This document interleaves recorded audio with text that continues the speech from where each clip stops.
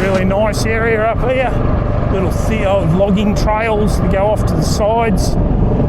It's quite steep area in spots, but I do know of a lot of little tracks you can go on, if you know what I mean.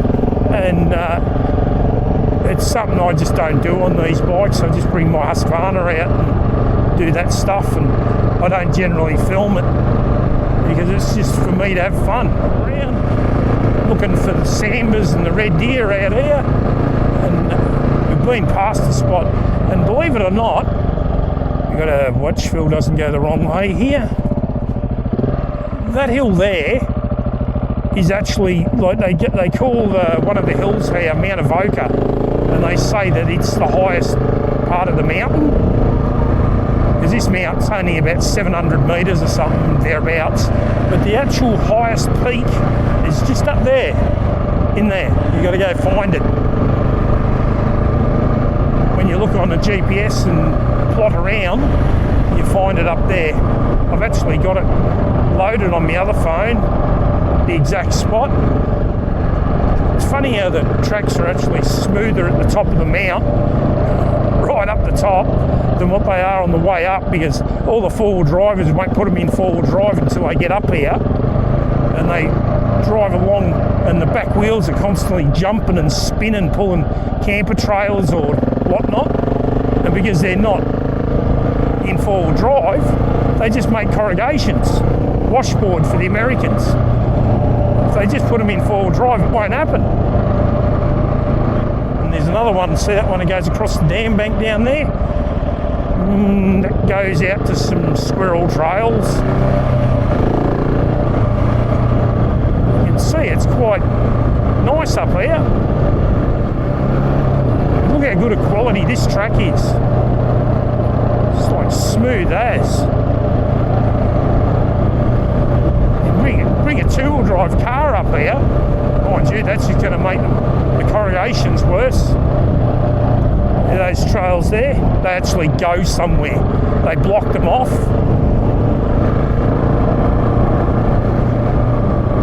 Because it's a shortcut down to a trail that goes down the, sort of on that angle, down here. You can actually see it on the map. There it is there. I'm just thinking here whether we take Phil the Hardy way. Will we go Hardy's trail? I'll just have a look here and see if he's going to be able to cope with that. As we keep going through here.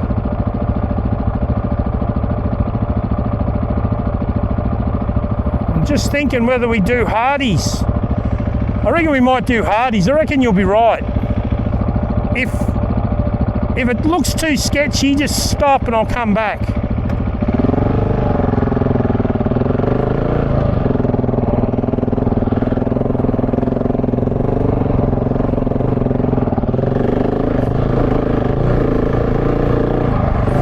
Just trying to see here, is my camera going? Yeah, it is.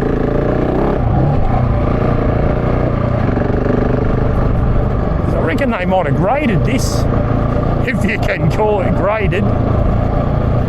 They just give them a little scrape over the top. I'm not sure if Phil's going to be able to do this or not.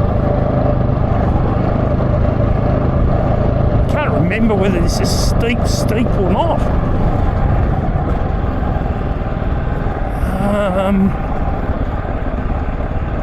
So far he should be right. It's whether he can get back up too, but if I have to, I'll ride it. Just have a look here and see what it looks like for him. I'll just go around this corner, because it's a bit misleading. You think you're going to go down there, but that's actually a certain little squirrel trail you can sort of see. They're everywhere up here. And it's one of those things, there's no big rocks or anything that's slipping your front tyre out or anything. So it's just roll as you go.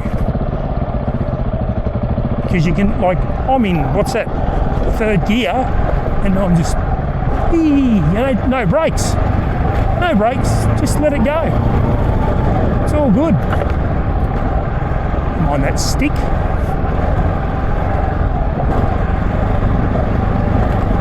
How cool a track's this?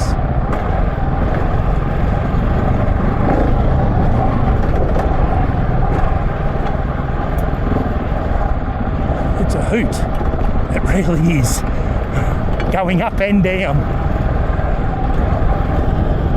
I'm going to see a kangaroo in my peripheral then.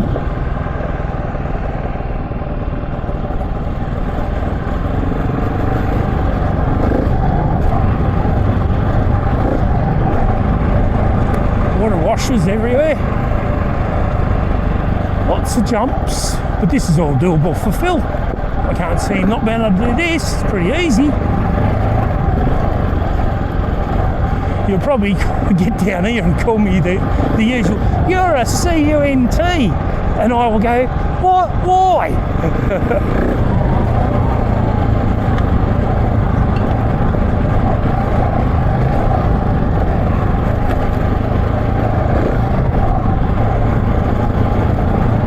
What a cool track, eh, everybody?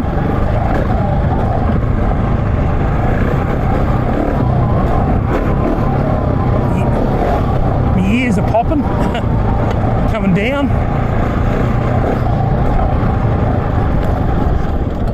You can see there's a squirrel trail that runs over there. But we're going down this way because Phil's not going to want to do. I'll wait here for a second, let him catch up. How much fun is that? It's good, that track, isn't it? Yeah. It's quite smooth, and those water races are good for jumping off and that. But it's easy, isn't it? You can get up that. Yeah. Well, when it gets wet up here, it does get slick though. That'll be hard. Yeah. Yeah, if you had knobbies, you'd do it. Yeah. As long as it doesn't get torn up. But at the moment, it's not that bad because four-wheel drives haven't destroyed it. These aren't bad. If I had knobbies, it'd be heaps better. Yeah. They work all right in the dry. Yeah. Yeah. I've only got 20 in them.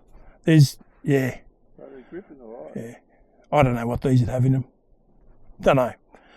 There's a single squirrel trail just there, right there, and there's another one halfway down. Have you been down here before? Have I been down here? Oh yeah, I haven't been here for years, but I've rode the crap out of this joint on enduro bikes.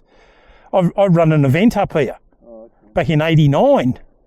Me and a mate run a big enduro up here. So, Green Triangle Club. Yeah. It was huge. Yeah. The whole loops, it was big. It was real big. Anyway, we shall continue on. This swings around to the left-ish a bit, and we'll end out on the main break, and we'll head off and have some lunch because it's getting hungry time. A little bit of Phil going down these hills.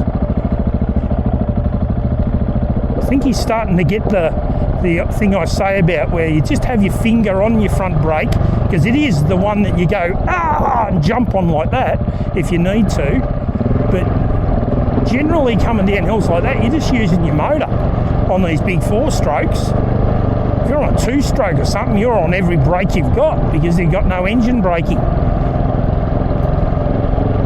But you tend to boil the brakes a lot on them. But these, you don't use the back brake much at all because of the engine. This one you don't anyway, big compression.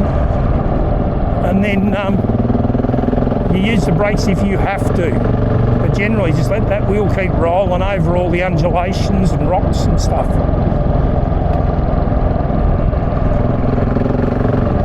A bit dusty.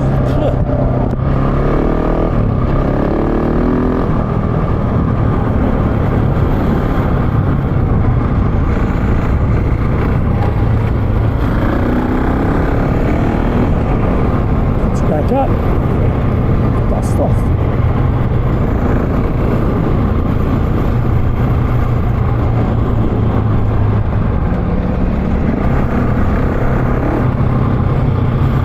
They are a good thing, them MTs, but they are heavy.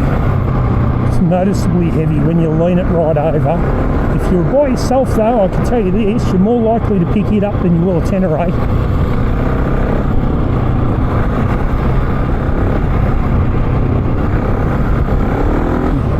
problem is if you're injured, that's when you struggle to pick things up. We're going left, Phil.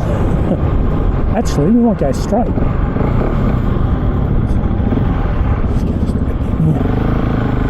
Anyway, we'll catch you further on. Boys, as you can see, we're now cruising along at 100, and we're about done for the day. Pyrenees Road up there. That's the Pyrenees we've been up in over there. I'm just going to head back to Avoca and get some lunch, and we're going to call it a day, or work our way back home to the borough and do it all again tomorrow. Somewhere else. Won't be up there again. Probably over that way somewhere, I would say. Not sure. See how I feel in the morning.